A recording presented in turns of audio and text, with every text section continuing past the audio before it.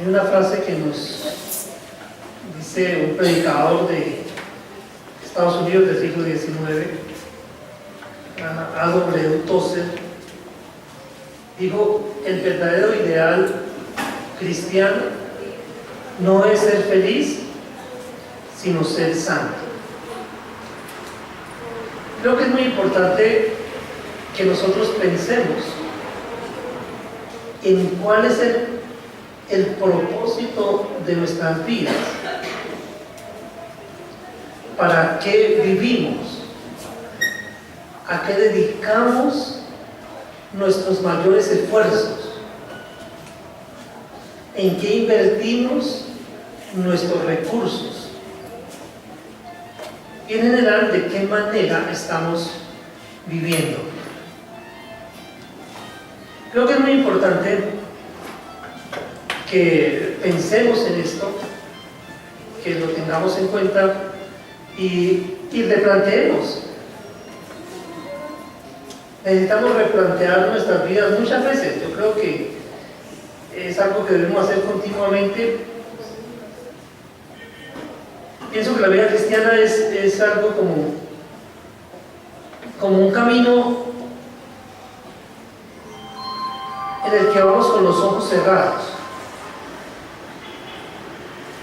Bueno, cuando iba a trotar, ahora no estoy practicando el atletismo, cuando iba a trotar me gustaba en algunas oportunidades, me gustaba ir a la pista de atletismo y trotaba allí alrededor de la pista, y en algunos momentos a mí me gustaba cerrar los ojos y seguir trotando para ver cómo mantenía, así lograba mantener la dirección en el trote, y siempre sucedía lo mismo. No había pasado 100 metros y ya estaba desviado, ya casi estaba saliéndome de la pista. O sea, con mucha facilidad uno se aparta del camino. Pero ¿por qué en la pista de atletismo me pierdo del camino? Sencillamente porque no tengo una guía. No había nadie que me diga, bueno, se está desviando, enderece. Y la vida cristiana debemos enfocarla en algo como esto, como una carrera en la que estamos yendo con los ojos cerrados. Por lo tanto, necesitamos oír atentamente las instrucciones de la persona que nos está guiando. Entonces, uno de los elementos fundamentales que quiero que enfoquemos esta mañana, que vamos a estar trabajando en nuestro tema esta mañana, es que pensemos en que el mundo nos ha vendido una idea de que nosotros debemos vivir para buscar la felicidad. Y esa es una idea griega, es una idea del mundo griego. Es decir, ellos buscaban todo lo que les produjera felicidad, y su razón de vivir o de hacer todas las cosas que hacían era para buscar la felicidad. Y de alguna manera, como cristianos, nosotros también muchas veces dedicamos más tiempo a buscar la satisfacción personal y buscar la felicidad que a buscar la santidad, que debe ser nuestro principal objetivo. Por eso en esta mañana vamos a estar analizando, el tema que vamos a trabajar hoy es que la santidad de Dios demanda la santidad de su pueblo. Tengamos en mente ese título para trabajar durante esta mañana. La santidad de Dios demanda la santidad de su pueblo. De hecho, encuentra, él dice en Hebreos 12, el versículo 14, Hebreos 12, 14 dice, mirad bien, seguid la paz con todos y la santidad, sin la cual nadie verá al Señor. Seguid la paz con todos y la santidad, sin la cual nadie verá al Señor. Entonces, si leemos detenidamente ese versículo, nos damos cuenta que la santidad es una condición o un requisito que debe llenar la persona que realmente quiera ver a Dios. Si usted realmente quiere pasar la eternidad en la presencia de Dios, el propósito de su vida debe ser la búsqueda de la santidad. ¿Por qué mencioné la carrera en el estadio con los ojos cerrados? Sencillamente porque en la búsqueda de la santidad yo necesito exponerme a la voz del Señor para que no me aparte de esa santidad. Sencillamente porque nosotros somos muy dados a reducir los conceptos y adaptarlos a lo que nosotros pensamos o lo que nosotros queremos. Cada uno de nosotros eventualmente está revisando su vida y se siente bien o se siente mal consigo mismo de acuerdo con un parámetro. Pero ¿qué hacemos nosotros? Normalmente para sentirnos bien la mayor parte del tiempo estamos estableciendo puntos de comparación. Y entonces decimos, como la oración del publicano, gracias Señor porque no soy como este hombre. Su punto de comparación estaba, no soy como él. Y a veces nosotros también estamos valorando nuestra vida por la diferencia que tenemos con otras personas. Y tomamos modelos que nos hagan sentir bien. Personas a las que el mundo y el vicio dominan y decimos, mire, no estoy en esas condiciones, estoy mucho mejor que esa persona. Pero al no tener un punto de comparación más elevado, entonces me contento y estoy satisfecho en esa posición. Y entonces mi vida se hace una vida ligera, en que si bien es cierto, no estoy tan mal como los otros, sí es cierto que estoy lejos de ser lo que Dios quiere. Por eso, el verdadero, el único punto de comparación que realmente nosotros debemos tener en cuenta permanentemente en nuestras vidas es que nos miremos nuestro avance con relación a Dios. ¿Cuánto me estoy pareciendo a Dios? Y verificar que hoy me esté pareciendo más a Dios que ayer. Y así cada día. Y entonces entendemos nuestro propósito de vida cambia entonces, porque entonces ya no vamos a vivir es para ser santos, porque Él quiere que nosotros seamos santos. La santidad de Dios demanda la santidad de su pueblo. Por eso vamos a ocuparnos esta mañana, vamos a estudiar, vamos a tratar de mirar la santidad de Dios. Entiendo y nos damos cuenta, y ustedes lo han experimentado estos días, que enfrentamos una lucha cuando tratamos de conocer a Dios. Porque resulta que Dios se sale de los límites de nuestro entendimiento. Dios va mucho más allá de lo que nosotros podemos entender o imaginar. Y al salirse, entonces también se escapa de nuestra comprensión y llega a ser para nosotros un Dios incomprensible, un Dios inimaginable. Sin embargo, para beneficio nuestro, hay muchas cosas que Dios nos muestra de su carácter en su palabra. Y por eso debemos acudir a esas cosas para acercarnos al conocimiento de Dios, pero un conocimiento que realmente tome nuestra vida y nos impacte, un conocimiento que nos haga ver nuestra indignidad y nos haga cambiar de dirección y nos haga volver al camino.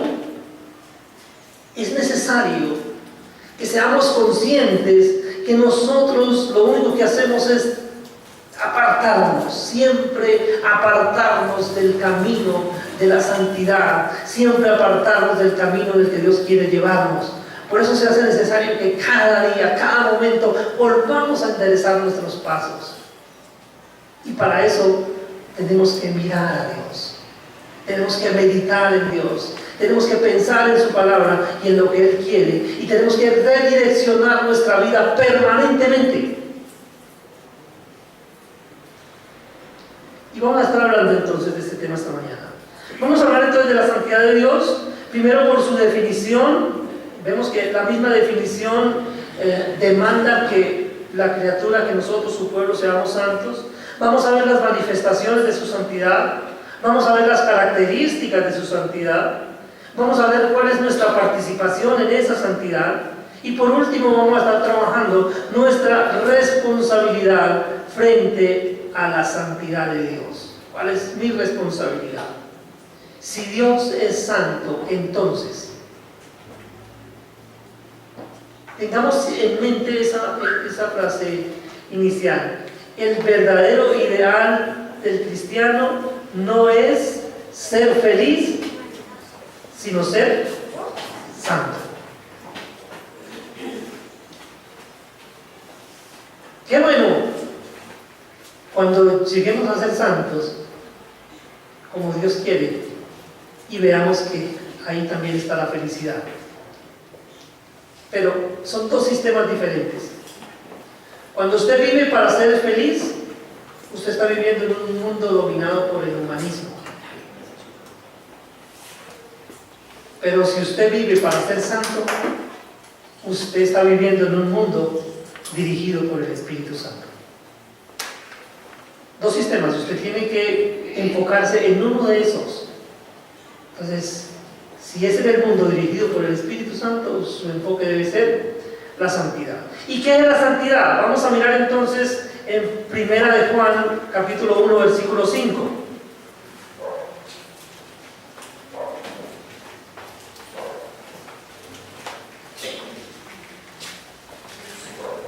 Primera de Juan 1:5.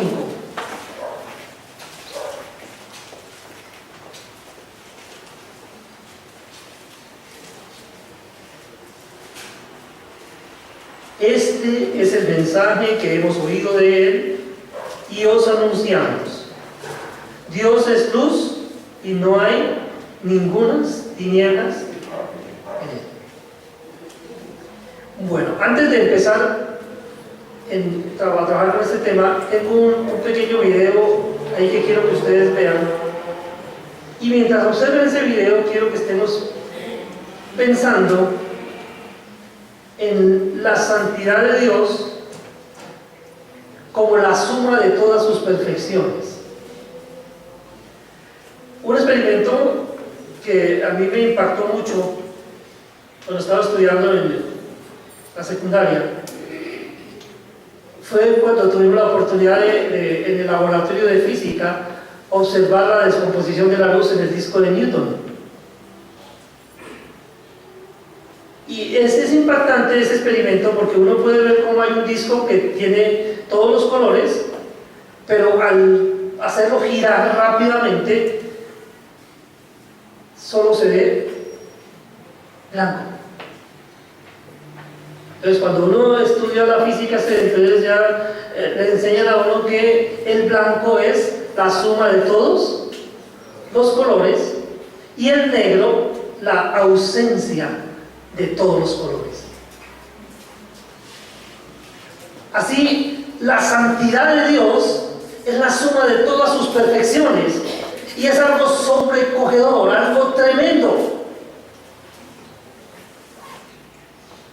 Es poner el amor de Dios, el poder de Dios, la fidelidad de Dios, la soberanía de Dios, la autosuficiencia de Dios, la inmutabilidad de Dios, todas ponerlas juntas, dejando un brillo tan fuerte que se hace imposible que la criatura pueda soportarlo.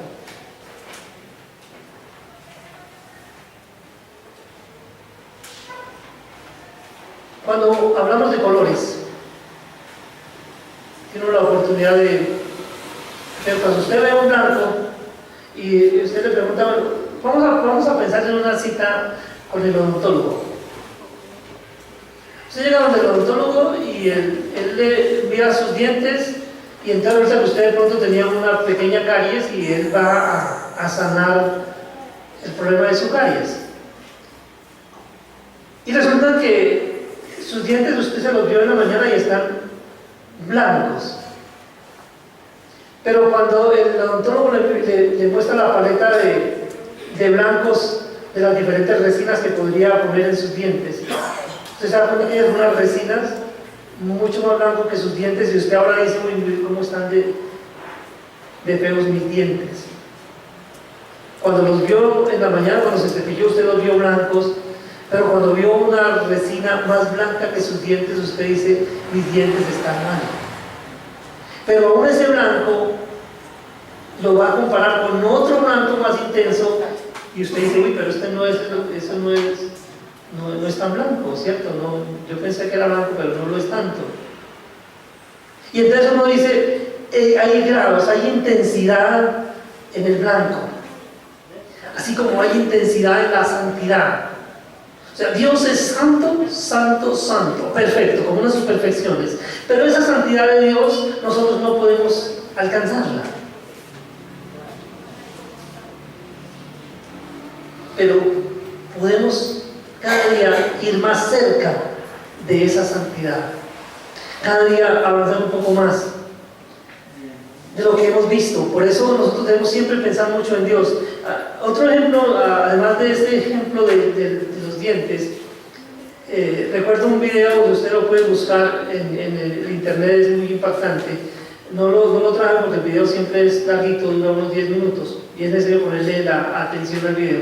Y es una comparación que hace un científico del brillo de las estrellas y empieza poniendo a nuestro sol. Y nuestro sol, cuando usted sale y lo mira, ¿usted cómo ve el sol? ¿De qué color lo ve? ¿Lo ve amarillo? ¿Usted lo ve amarillo?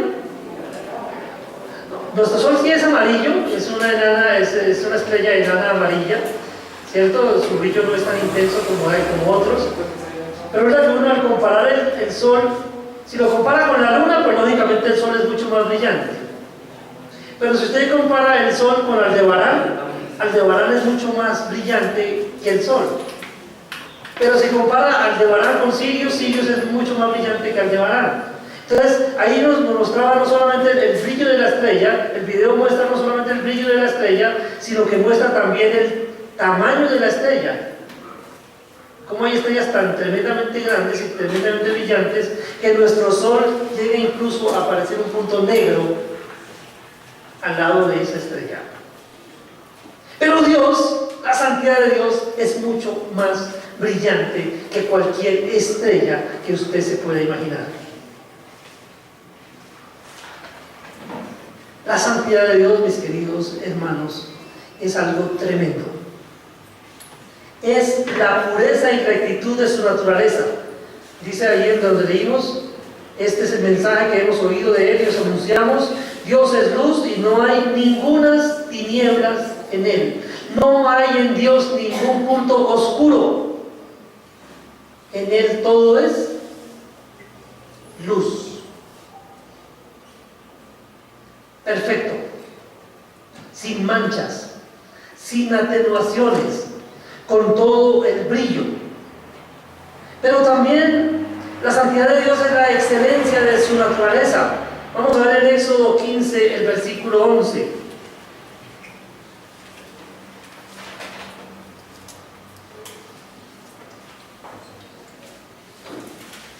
¿Quién como tú, oh Jehová, entre los dioses? ¿Quién como tú, magnífico en santidad, terrible en maravillosas hazañas, hacedor de prodigios? La santidad de Dios es la excelencia de su naturaleza. Es la suma de todo. O sea, no se puede mejor, no se puede mejorar, no es susceptible de ser mejorado.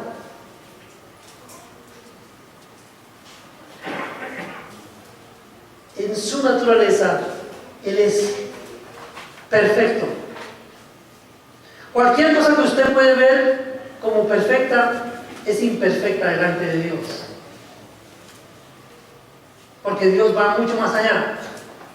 Por eso cuando decía hace un rato que Dios es incomprensible, Dios se escapa a mis pensamientos, porque es más sublime que cualquiera de mis pensamientos, más alto, su pureza y rectitud es mucho más alta que cualquier cosa que yo pueda imaginarme, que cualquier cosa en la que yo pueda pensar, porque ni aún mi pensamiento alcanza a acercarse tímidamente a una apreciación correcta de la magnitud de la santidad de Dios. Es la suma de todas las excelencias morales. O sea, más bueno no se puede. Más bueno no se puede. No hay nada, no hay nadie más bueno que nuestro Dios. Pero si lo miramos como contraste también hablando de la santidad de Dios, entonces tenemos que decir que la santidad de Dios es la antítesis de todo defecto o imperfección moral. Es decir, la santidad de Dios es todo lo contrario a los defectos y los errores morales. Todo lo contrario. Contrasta, como lo blanco contrasta con lo negro. La santidad de Dios es sobrecogedora, es tremenda y debemos meditarlo, porque es a lo que Él nos llama: sed santos porque yo soy santo. Y empezar a mirar nuestras vidas y pensar de qué manera nuestro carácter y nuestra condición se está acercando, aunque sea allí muy débilmente, a lo que Dios quiere que seamos. Vamos a hablar un poco de las manifestaciones de la santidad, porque tratamos de definirla y se sale de nuestra mente, de nuestra imaginación. Ahora vamos a mirar las manifestaciones de esa santidad. Y empezamos allí en Génesis, el capítulo 1, el versículo 31. Dice que vio Dios todo lo que había hecho, y he aquí que era bueno en gran manera, y fue la tarde y la mañana el día sexto. Entonces, cuando vamos a pensar en algo cercano para nosotros, tenemos que pensar en la creación cuando Dios la hizo, antes de la aparición del pecado.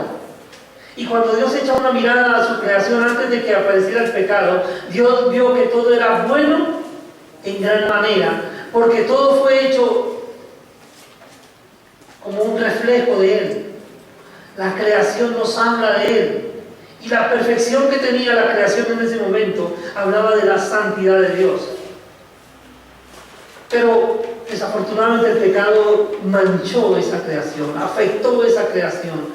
Y aunque hoy podemos observarla y maravillarnos de la hermosura de la creación, nos damos cuenta que tiene fallas causadas por el pecado. Pero no solamente las obras de Dios manifiestan su santidad, sino que también su ley manifiesta esa santidad. Miramos en Romanos, el capítulo 7. Romanos, el capítulo 7, y leemos el versículo 12. Dice: de manera que la ley es la verdad, la ley a la verdad es santa, y el mandamiento santo, justo y bueno. ¿Cómo es la ley de Dios? Santa, santa, perfecta. No hay ninguna mancha en la ley de Dios. No hay ninguna imperfección en la ley de Dios.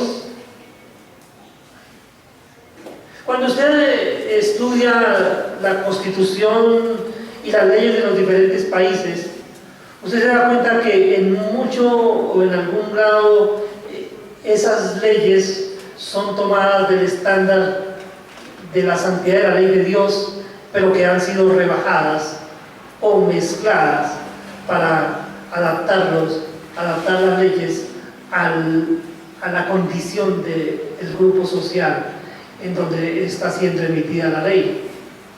Es decir, las leyes han ido bajando su estándar para adaptarse a la condición de un hombre que se degrada.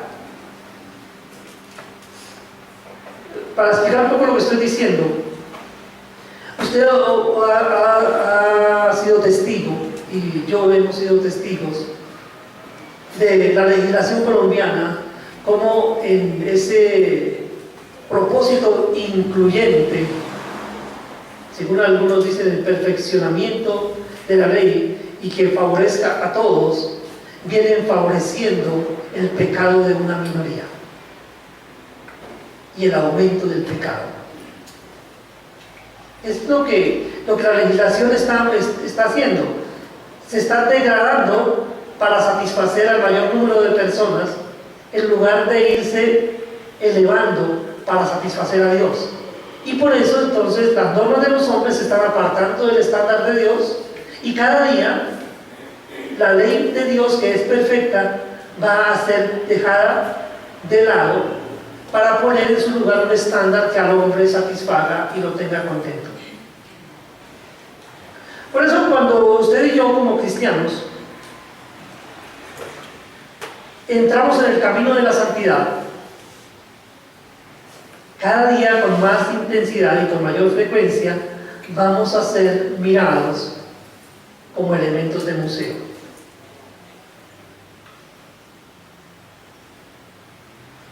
Porque ser santos no está de moda, no es lo in, aunque es lo que Dios quiere. Pero desafortunadamente los hombres no quieren lo mismo que Dios. La mayoría de los hombres están buscando su propia satisfacción y no la satisfacción de Dios. Por eso la humanidad se degrada e incluso afecta a la iglesia. Mire, es triste cuando la iglesia empieza a ser permeada por cosas que no son santas, y lo vemos muy frecuentemente cuando el estándar de la santidad en la iglesia se empiezan a permitir cosas que no debieran permitirse, y la iglesia empieza a permitir. A veces para que no se le vaya algún miembro, entonces permítese el pecado de esa persona, no le dice nada, porque si le llama la atención por el pecado seguramente se va a ir. Entonces, para que no se vaya, deja que continúe con la misma conducta. Pero ¿cómo es la ley del Señor? Santa, perfecta. Por eso cuando el hombre pecador es confrontado con la ley, no la puede cumplir toda, y de hecho dice que si alguno cumpliere toda la ley pero fallara en un punto, se hace culpable de toda la ley. Y para usted y para mí es imposible cumplir toda la ley. El único que cumplió toda la ley fue nuestro Señor Jesucristo, porque la ley es santa, como Dios es santo. ¿Cómo más se manifiesta la ley? La santidad de Dios. En la cruz resalta sobremanera la santidad de Dios. Miremos en Mateo 26, el versículo 39.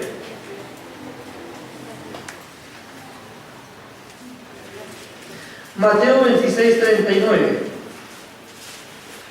Yendo un poco adelante, se postró sobre su rostro orando y diciendo: Padre mío, si es posible, pase de mí esta copa, pero no sea como yo quiero, sino como tú.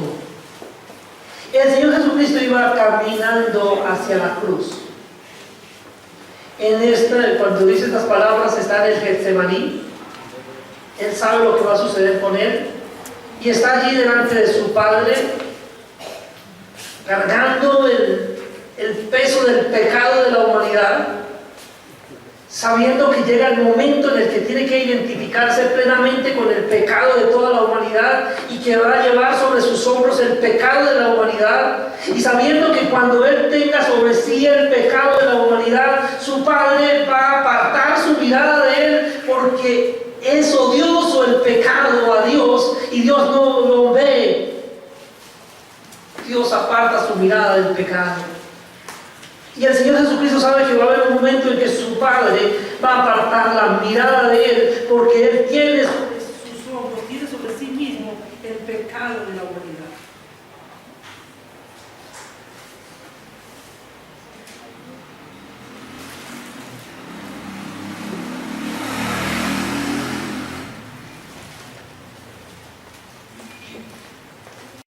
Y sabiendo eso, el Señor Jesucristo dice: Padre, si es posible, pasa de mí esta copa. Yo no quiero experimentar ni por un momento ese aislamiento que el pecado produce de ti.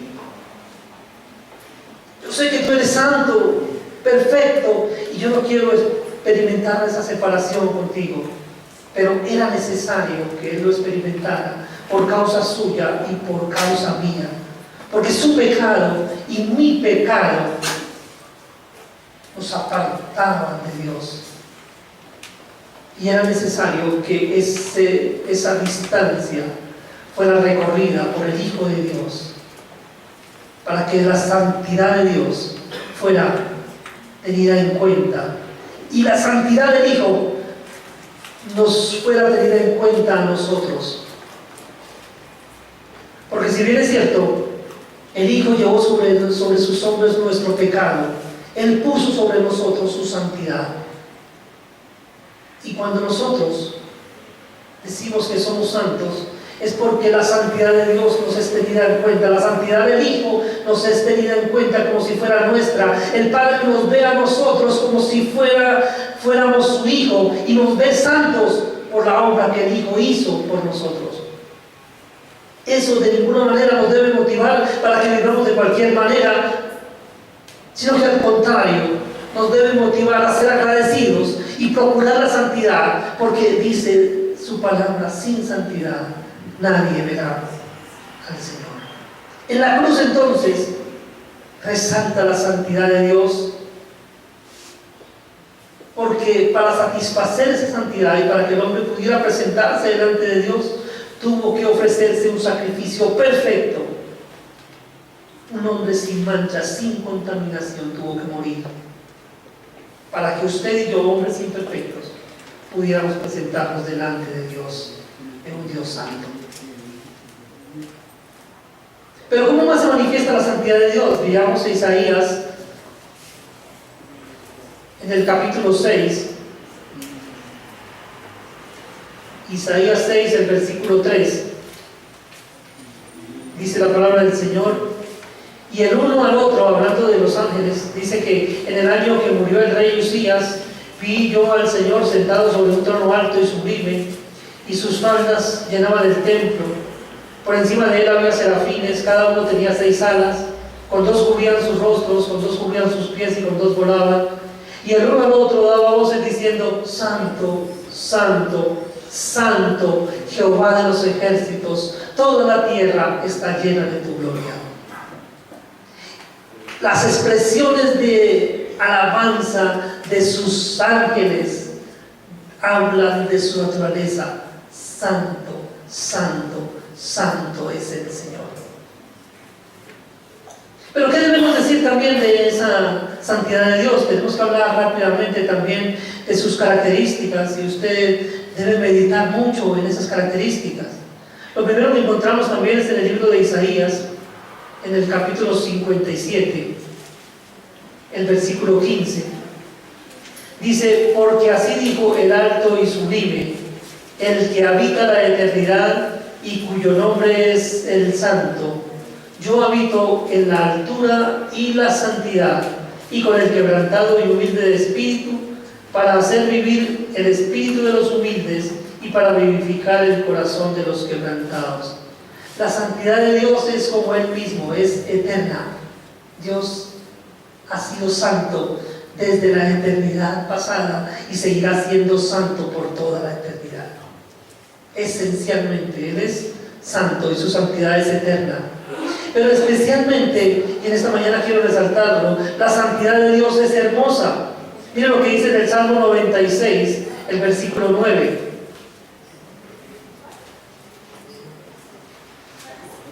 Salmo 96, versículo 9, dice: adorad a Jehová en la hermosura de la santidad, temed delante de él toda la tierra. ¿Cuántas veces hemos cantado este salmo? ¿Cuántas veces hemos cantado adorarle en la hermosura de la santidad? ¿Y cuántas veces lo hemos hecho sin entender la real magnitud de lo que eso significa, lo que estamos diciendo? Que la santidad de Dios es hermosa, sobrecogedora. Mire, para que se haga una idea de cuán descuidados hemos sido del tema, piense en la imagen que más ha impactado su vida al observarla. Un paisaje apacible, tal vez, una montaña imponente, no sé qué imagen haya impactado su vida, y usted haya dicho: qué cosa tan hermosa. Dios es infinitamente más hermoso que eso que usted vio y que lo sobrecogió y que lo admiró y que le hizo abrir la boca y tal vez que su saliva cayera por la comisura de sus labios. Dios es mucho más hermoso que eso. Pero a veces nosotros reducimos a Dios y pensamos en Él de cualquier manera. No tenemos en cuenta que Él es santo. Porque si tuviéramos en cuenta que Él es santo, santo, santo, perfecto, maravilloso, pensaríamos dos veces antes de ofenderlo. Pensaríamos dos veces antes de hacer cualquier cosa que afectara nuestra santidad. Porque reconoceríamos que para poder disfrutar de esta visión de la santidad de Dios, nosotros necesitamos ser santos como Él es santo. Pero la santidad también, además de ser hermosa, como dice el Salmo 96:9 y como dice también el Salmo 110:3, que también habla de la santidad de Dios, de la hermosura de la santidad de Dios, dice: tu pueblo, en el Salmo 110:3 dice: tu pueblo se te ofrecerá voluntariamente en el día de tu poder, en la hermosura de la santidad. Pero además de ser hermosa la santidad es seguridad para los creyentes. Miremos el Salmo 89, el versículo 35.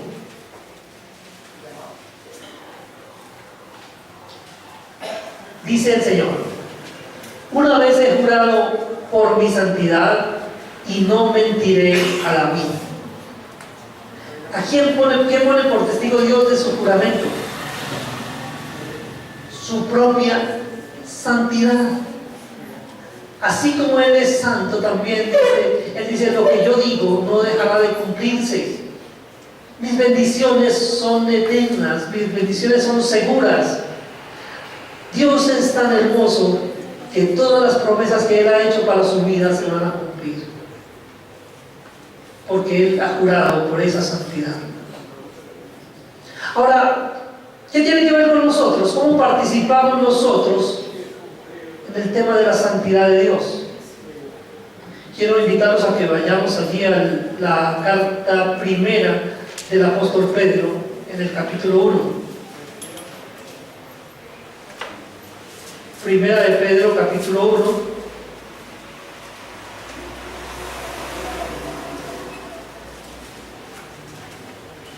Y hágase un favor y subraya ese versículo, el versículo 16.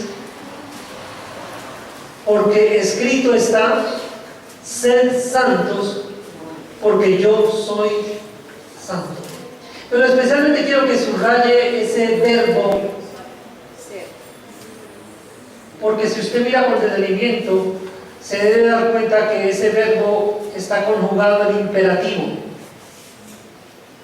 Quiere decir que no es opcional para el cristiano ser salvo.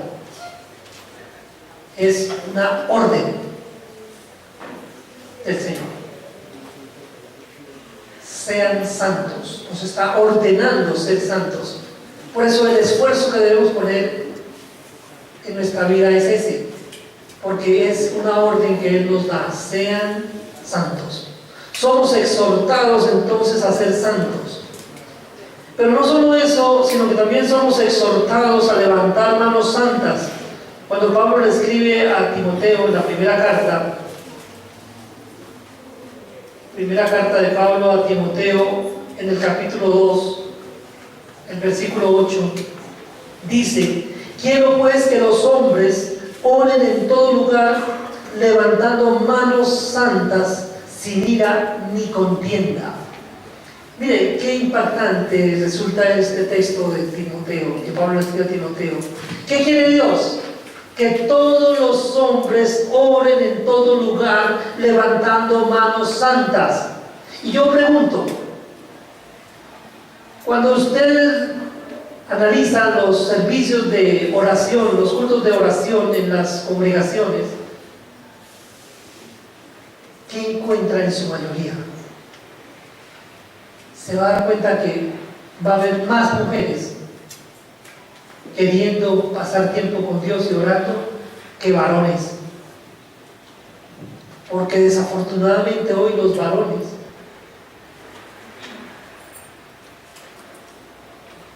están apartándose de Dios. Se están apartando de la voluntad de Dios. Y están dejando sus responsabilidades con Dios en las manos de sus esposas, en las manos de las mujeres. Por eso este versículo resalta tanto lo que Dios quiere, que todos los hombres oren en todo lugar, levantando manos santas. Pero me hace pensar el versículo en la explicación de por qué tal vez muchos hombres no buscan o no quieren pasar tiempo en oración.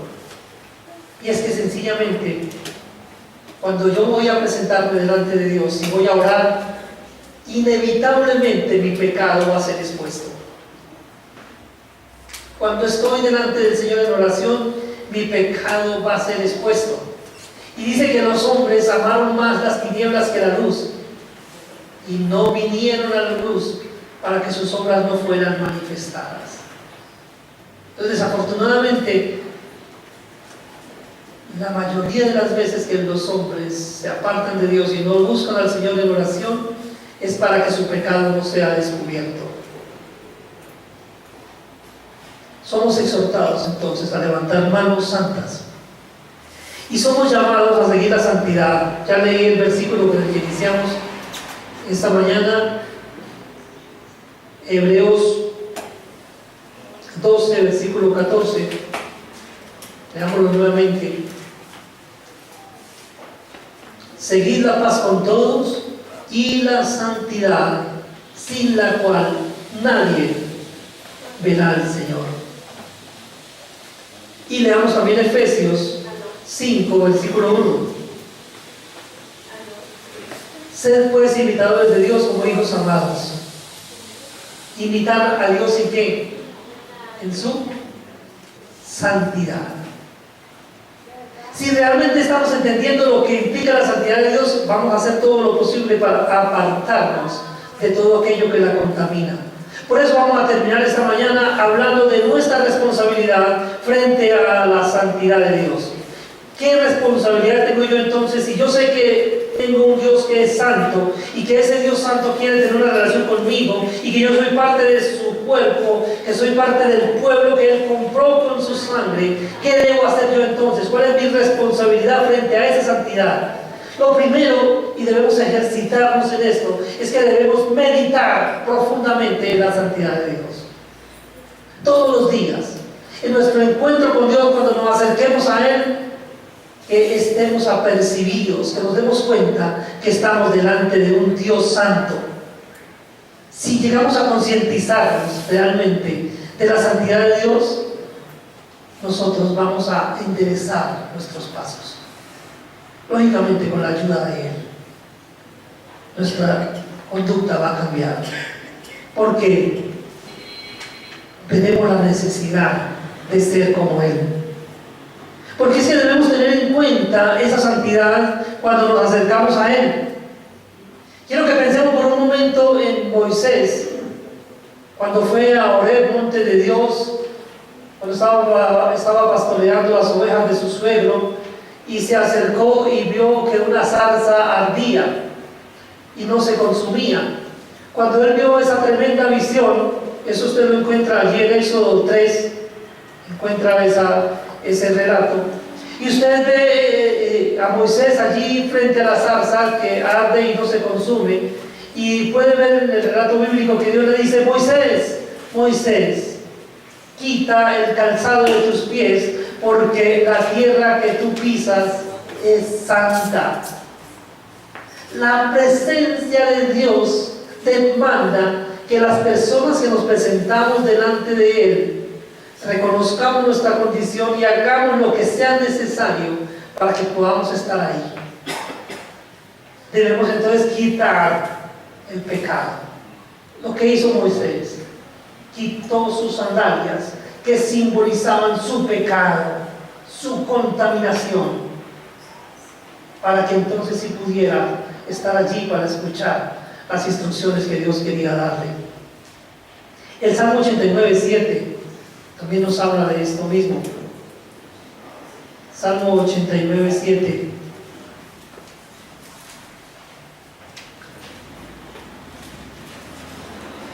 Dios, temible en la congregación de los santos y formidable sobre todos cuantos están alrededor de Él. Es temible, o sea, la santidad de Dios es algo sobrecogedor. Por eso yo no debo presentarme delante de Dios de cualquier manera. Debo ser muy cuidadoso. Pedirle primero que me limpie. Por eso, mire, versículos que deben estar ahí a la orden del día en nuestras cabezas, en nuestro corazón. Ese versículo que dice: examíname, oh Dios, y conoce mi corazón, y ve si hay en mí camino de perversidad. Cuando yo me acerque delante de Dios, debo tener en cuenta ese versículo y decirle a Dios que me examine para que no lo haga de manera indigna. Que Él me muestre el pecado que estoy cometiendo, que Él me haga ser consciente de lo grave de ese pecado, para que yo confiese ese pecado, me aparte y ahora sí pueda estar delante de su presencia. No nos acerquemos a Dios de cualquier manera. Mire lo que le pasó a los hijos de Aarón. Ellos se acercaron a Dios como ellos quisieron, sin tener en cuenta la dirección de Él, y ofrecieron incienso extraño que Él no les había mandado, y sufrieron las consecuencias, porque la santidad de Dios los consumió. Murieron allí en la presencia de Dios, porque no eran dignos de estar delante de Él. No nos engañemos, hermanos. Cuando usted y yo nos acercamos delante de Dios tolerando el pecado en nuestras vidas, nos estamos exponiendo, porque estamos delante de un Dios santo.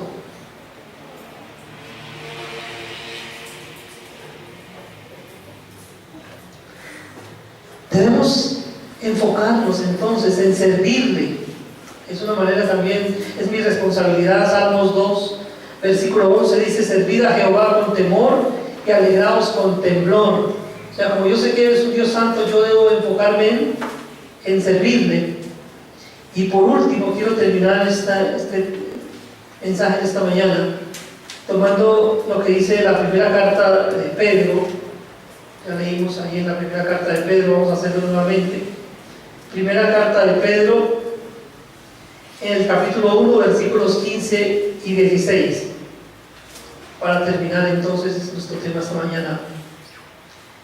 Sino como aquel que os llamó es santo, sed también vosotros santos en toda vuestra manera de vivir, porque escrito está: sed santos, porque yo soy santo. ¿Cuál es su responsabilidad y mi responsabilidad? Que seamos santos en toda nuestra manera de vivir, todo lo que hacemos. La santidad debe afectar todas las áreas de nuestra vida. No debe quedar nada que no sea afectado por la santidad de Dios. Por eso no se trata solamente de cuán santo es usted cuando viene aquí a congregarse, está delante de Dios. Es allí en sus actividades diarias, todo lo que hace. Tenga en cuenta que usted está delante de un Dios santo y su vida debe ser santa porque Él lo demanda de usted. Si realmente como iglesia estamos interesados en que la iglesia impacte al mundo, como fue el propósito para el cual Dios estableció a su iglesia, porque recuerden que Él nos dijo a sus discípulos: vosotros sois la sal de la tierra, vosotros sois la luz del mundo. Si realmente la iglesia va a impactar a la sociedad, la iglesia tiene que subir su estándar de santidad. Es necesario que analicemos nuestra vida y estemos subiendo el nivel. Lo hemos hecho muy fácil para nosotros. Hemos bajado el nivel de la santidad que Dios demanda. Tenemos que volver ese nivel a lo que Él pide. Entonces dejémonos de estarnos comparando con otras personas que son peores que nosotros para sentirnos tranquilos. Y empecemos a fijar nuestra mirada en Dios, para que nos demos cuenta cuán lejos estamos del estándar de santidad que Él demanda de nosotros, pero no para que nos desanimemos, sino para que redoblemos nuestros esfuerzos en cumplir su mandato de ser santos, recordando que sin santidad nadie verá al Señor. Y especialmente, recuerden, el verdadero ideal cristiano no es ser feliz, sino ser santos. Si realmente usted quiere vivir con el propósito de Dios todos los días, viva para ser santo. Seguramente que cuando lo sea, se va a encontrar también la felicidad. Padre nuestro que estás en el cielo, quiero darte muchas gracias, Señor, porque en esta mañana nos has permitido contemplarte, Señor. Nos has permitido echarle una mirada a tu santidad, Señor. Es tremendo lo que vemos, Señor. Nos conmueve, Padre, pensar cómo nos hemos atrevido a ofenderte, Señor. Más aún, Señor, cómo nos hemos atrevido a presentarnos delante de ti, sabiendo que hay pecado en nosotros, que nuestras manos están sucias, Señor, y nosotros nos hemos presentado así delante de tu presencia, Señor. Padre, examínanos, examina nuestro corazón, Señor, límpianos, Señor, para que podamos estar delante de tu presencia. Límpianos, Padre, para que podamos serte útiles. Señor, no nos dejes seguirte ofendiendo, Señor, no nos dejes seguir permitiendo pecado en nuestras vidas, Señor. Padre, ayúdanos a reconocer nuestra debilidad y ayúdanos, Padre, a enfocarnos en ti,